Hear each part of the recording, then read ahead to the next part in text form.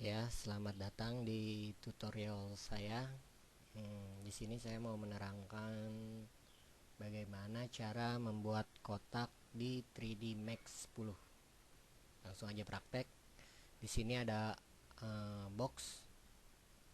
Langsung saja pilih klik kanan di viewport yang diinginkan. Di sini saya menggunakan viewport front depan. Pilih box. Pertama, klik kiri, langsung drag, tahan klik kirinya sampai membentuk kotak, lalu kliknya dilepas dan geser untuk membuat ketebalannya. Terakhir klik kiri. Bisa dilihat di sini bentuknya kotak.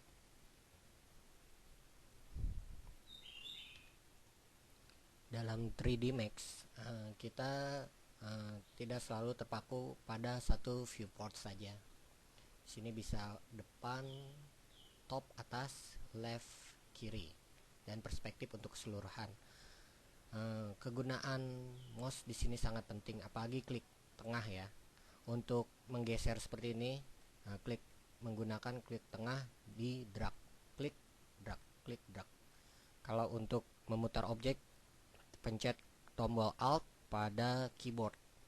Nah, dia akan memutar. Untuk zoom bisa pakai scrollnya langsung. Dan untuk memperbesar salah satu viewportnya bisa menggunakan shortcut Alt W. Nah, untuk menghilangkan grid, pencet G. Nah, di sini bisa lebih leluasa lagi membuat modeling. Untuk membuat transparannya menggunakan Alt X. Pencet tombol F4 untuk melihat garis-garis dari objek tersebut. Dari objek kotak ini, kubus ini bisa dibuat menjadi berbagai macam objek. Tidak selalu kotak, bisa menggunakan yang lainnya. Tapi di sini saya menggunakan kotak untuk pengetahuan dasar. Sini kotak ini bisa diberi tambahan berupa editable poly. Di sini di menu modify ya. Setelah ini dia muncul berbagai macam editable berupa vertex itu titik, edge itu garis, chem itu nanti lubang ya, polygon untuk sisi, dan elemen untuk satu objek. Nah, di sini misalnya mau buat objek boneka. Pertama, objek boneka kanan dan kirinya kan sama. Itu jadi kita bikin salah satu sisinya dulu aja dengan menggunakan tombol edit edge, dan di sini pilih windownya.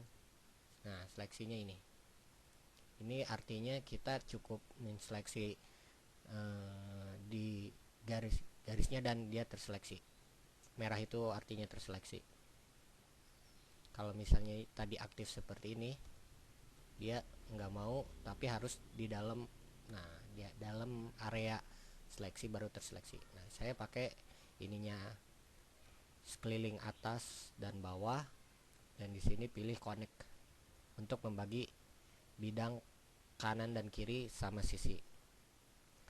Karena bertujuan untuk membuat separuh saja sebagian, jadi sebagian yang kiri dengan menggunakan polygon kita hapus, delete aja. Nah, ini artinya bolong nih, pakai chem ini bolong, sedangkan sisi-sisinya tuh ada di 1, 2, 3, 4, atas dan bawah 5. Nah, kalau misalnya Alt X, nah dia bisa kelihatan yang ungu itu ada bidangnya, dan yang hitam itu bolong ya. Udah sampai sini gimana? Udah bingung?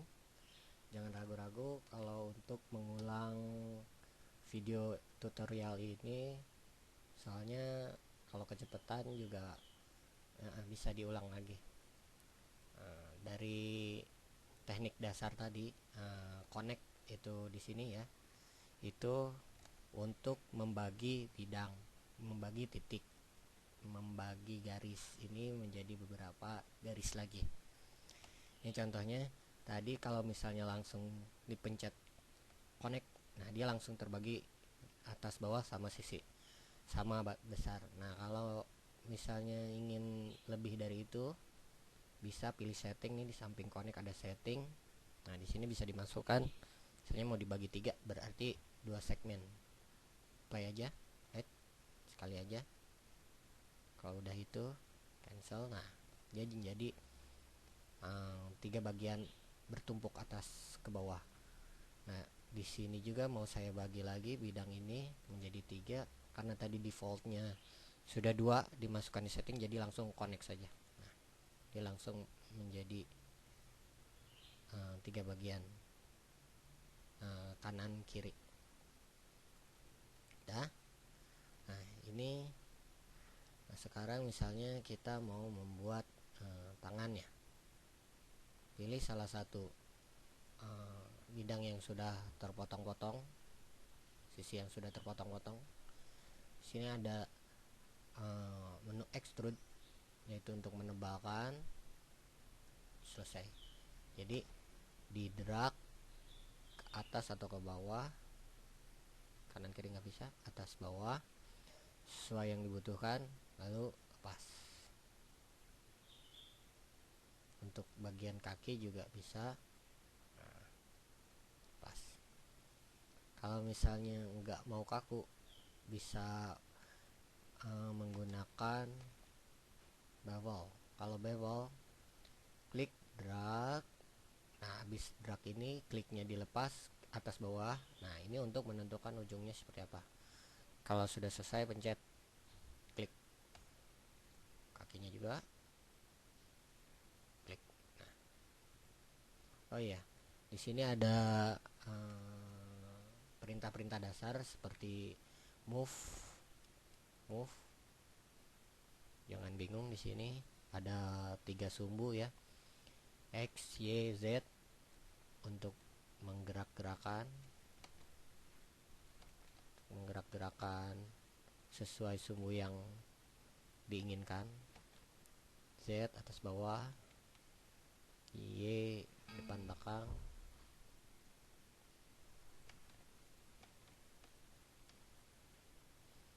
dan di sini ada rotate. Rotate itu untuk rotasi juga ada 3 sumbu sesuai yang dibutuhkan saja. Dan di sini ada skala. Ini mau dibikin kotak, berarti salah satu sumbunya digeser. Nah ini muter-muter sambil pencet tombol klik tengah plus alt. Nah ini udah jadi, misalnya begini aja. Nah ini jadi separoh, tapi masih belum sempurna karena ini baru setengahnya. Nah di sini dikasih atribut lagi, namanya simetri. Nah kok hilang? Jangan panik, di sini ada mirror, dan mirror ini pilih move to lagi, geser ke kan. Nah kan pengennya cerminnya ke kiri ya, ini malah ke kanan. Nah di sini ada flip, dibalik. Jadi jadi deh kanan dan kiri sama presisi, sama sisi. Untuk bikin kepalanya bisa menggunakan kotak lagi, jangan lupa pindahkan ke create. Dan di sini bisa milih kotak, ada cone, sphere, bisa dicoba. Dan kalau misalnya mau menggunakan objek yang sama yang sudah jadi, cukup tahan tombol shift dan drag ke arah yang diinginkan. Itu bisa copy instance sama reference, pilih copy aja. Nah di sini bisa diperkecil untuk kepalanya, lalu di rotate biar rotate-nya snap ya, 45 derajat, aktifkan angel snap toggle. Nah di sini bisa kelihatan diputar 180 derajat ya, ditempatkan di atas tengah.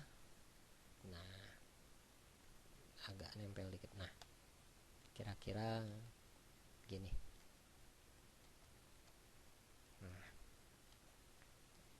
Alt W untuk melihat seluruh tampilan, dan ini udah jadi objek sederhana yang ceritanya boneka. Nah jangan malu untuk ngulang videonya ya kalau misalnya ada yang kecepatan dalam menerangkan, atau bisa masih nggak jelas bisa nanya di komen, nanti kalau bisa saya jawab. Nah di sini udah jadi satu objek boneka. Untuk standar render itu berarti menggambarkan, menjadikan satu gambar dari objek 3 dimensi ini supaya bisa diolah di software lain atau langsung digunakan dalam media cetak atau publish di internet. Di sini ada gambar teko, ini render setup, bisa langsung klik aja. Standar, nggak usah dilihat banyaknya karena yang digunakan juga sebagian. Langsung aja di sini ada output size. Nah, untuk ngetes klik pilih yang terkecil dulu aja, yang lain abaikan. Di sini menggunakan view perspektif karena di sini perspektif. Kunci aja biar nggak lari-lari. Langsung atur posisi yang diinginkan, misalnya segini. Langsung klik render. Nah, misalnya ini kurang gimana gitu, perlu diputar lagi. Ya, putar aja sepuas-puasnya. Segini misalnya. Render lagi. Nah, setelah ini menjadi, kenapa pilih yang kecil, supaya untuk render dan menentukan posisi kalau udah cocok cepet. Kalau misalnya udah oke, posisinya udah oke, udah seperti ini oke gitu ya, pilih ukuran yang lebih besar seperti 800 x 600 ini. Setelah itu render lagi, kita mendapatkan gambar yang lebih besar. Di sini bisa langsung save. Nah, di save ini kita bisa menentukan berbagai bentuk jenis file yang disimpan, bisa JPEG atau TIFF, PNG. Disarankan di sini adalah TIFF. Kenapa harus TIFF? Nanti hasil gambar ini tidak akan blur dan dia bisa dipisahkan dengan background hitam ini. Jadi background hitam ini bisa diganti dengan background yang kita inginkan. Gitu. Terus saja tes. Save aja. Nah, di sini ada warna dan ini show alpha channel. Nah, ini untuk kunci untuk memisahkan background dengan objek. Oke aja. Nah, untuk prakteknya bisa dilihat di Photoshop gimana cara memisahkan background dengan objek. Nah, ini udah selesai, cukup minimize, ini close nggak apa-apa. Save jangan lupa. Ya. Nah, di sini karya tadi saya simpannya di tutorial. Nah, nih kelihatan putih. Tapi pas kita drag dan dibuka di Photoshop hasilnya, nah seperti yang di render tadi, backgroundnya hitam. Nah, bagaimana cara memisahkannya? Di sini ada tab channel. Nah, di sini ada alpha 1. Cukup tahan Ctrl dan klik.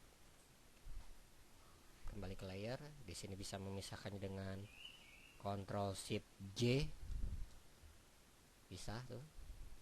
Dan backgroundnya ini bisa diganti dengan warna yang diinginkan. dan si objek bisa ditempatkan dan digeser kemanapun. Untuk Photoshopnya sendiri nggak terlalu saya ini explore ya. Jadi ini untuk membuat gambar 3D Max ke bentuk atau software yang diinginkan.